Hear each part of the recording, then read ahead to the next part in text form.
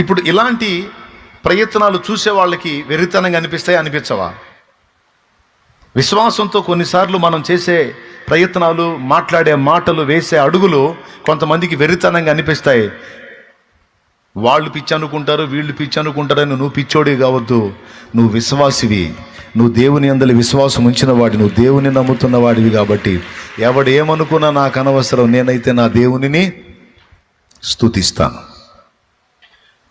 4వ నిరూపణ మీకు బైబిల్లో, ఎరికో గోడలు కూలిపోయిన తర్వాత వాళ్ళు స్తుతించారా? స్తుతించిన తర్వాత కూలినియా?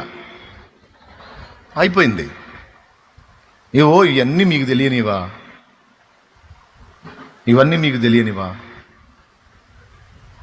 స్తుతించక ముందు అవి కూలలేదు, స్తుతించిన తరువాత అవి కూలినాయి. స్తుతి ముందు, అవరోధాలు తొలగుట అనేది తర్వాత. అందుకే దీన్ని బట్టి మనకు గ్రహించాల్సింది ఏంటంటే, కార్యం జరిగినప్పుడు కాదు, కార్యము జరగక మునిపే మన విశ్వాసాన్ని ప్రదర్శించాలి. నా